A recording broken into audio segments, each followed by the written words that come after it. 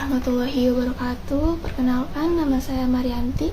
Di sini saya akan menjelaskan kasus yang terjadi di Korea Selatan, yaitu kasus cybersex trafficking yang terjadi di Korea Selatan. Kasus ini diangkat menjadi sebuah film dokumenter oleh Netflix dengan judul Cyber Hell Exposing as Internet Horror yang dirilis pada tahun 2022. Bermula pada tahun 2019 terjadi kasus eksploitasi ilegal yang dimana penyebaran foto dan video tidak senonoh yang korbannya adalah remaja di bawah umur. Jurnalis bernama Kim Won, yaitu jurnalis media Korea Han Kyoreh, mendapat laporan dari teman sekantornya bahwa ada email masuk yang menyatakan bahwa terjadi kasus eksploitasi ilegal di aplikasi Telegram.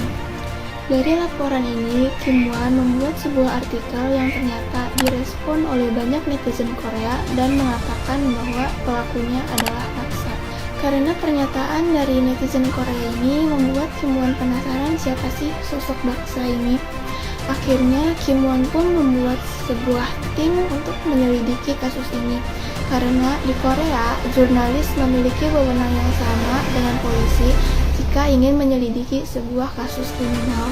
Awal mula penyelidikannya adalah dengan menyamar sebagai anggota dengan cara memasuki grup Telegram tersebut. Tidak lama kemudian, masuk email pada Kim Won dan mengatakan bahwa dia ingin mengajak ketemuan. Katanya dia adalah seorang informan yang ingin memberi informasi kepada Kim Won. Informan ini mengaku bahwa dia pernah masuk grup itu dengan memberikan screenshotan dari grup Telegram itu kepada Kim Won. Dalam bukti tersebut menunjukkan bahwa foto dan video tersebut memperlihatkan korbannya tersenyum. Padahal jika diperhatikan lebih jelas lagi, mereka tersenyum di bawah tekanan.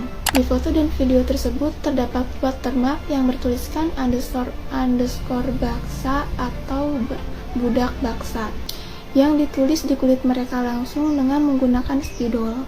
Baksa menargetkan perempuan labil yang tidak punya pekerjaan dan membutuhkan uang. Ia mencari target di Instagram dengan menjanjikan income 2,8 juta won atau sekitar 23-92 juta rupiah. Lalu meminta untuk korbannya mengirimkan foto selfie untuk seleksi apakah ia cocok menjadi model dari pekerjaan yang ditawarkan oleh baksa ini atau tidak.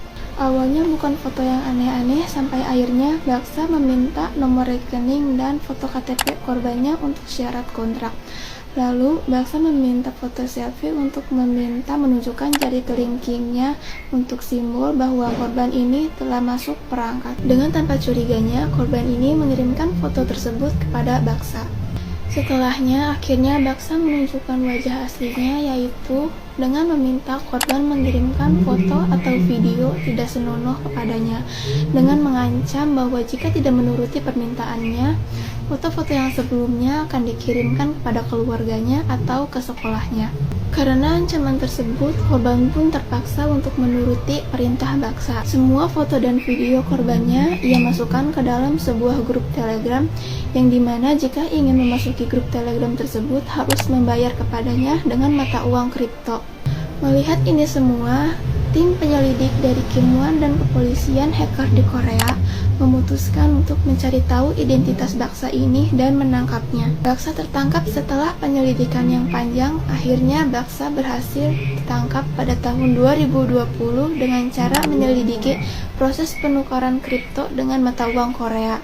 Karena baksa menghindari rekening agar susah terlacak oleh kepolisian.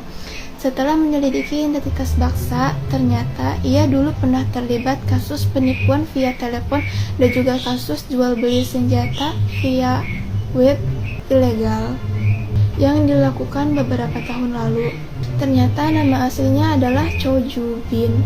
Setelah ditangkap di hadapan media, ia mengatakan, "Terima kasih telah mengakhiri kehidupan iblis yang tak bisa kuhentikan."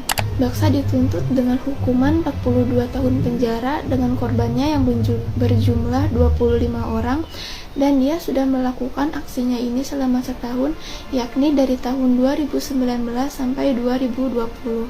Setelah penangkapan baksa, ternyata ada satu pelaku lagi yang melakukan hal yang sama dengan baksa, tapi dia lebih lama dan lebih dulu melakukannya, yaitu Gadgad. Gadgad disebut juga sebagai dewanya kejahatan e-telegram ini. Punya 3 grup dengan tingkatan level yang berbeda.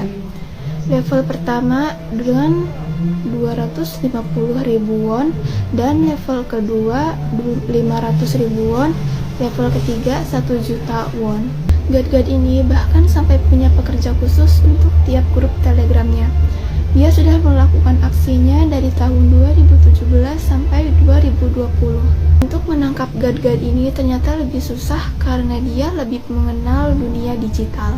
Bahkan kepolisian Korea sampai mendapat bantuan dari tim cyber terbaik Korea, yaitu tim putih yang dipimpin oleh Kang In-wook dan juga tim merah yang dianonimkan identitasnya. Mereka melakukan pelacakan berbulan-bulan untuk bisa mengetahui keberadaan Gadgad. Setelah penyelidikan panjang, akhirnya tim merah berhasil melacak keberadaan Gadgad yang ternyata ada di kota Anseong yang berjarak 80 km dari kota Seoul. Sampai di sini polisi masih kesulitan melacak persis posisi di mana Gadgad berada karena Gadgad selalu berganti alamat IP dan device-nya. Gadgad memilih menggunakan jaringan internet atau Wi-Fi publik yang jangkauannya luas yang tidak menggunakan password. Gadgad menggunakan router penguat jaringan khusus yang selalu diganti secara berkala.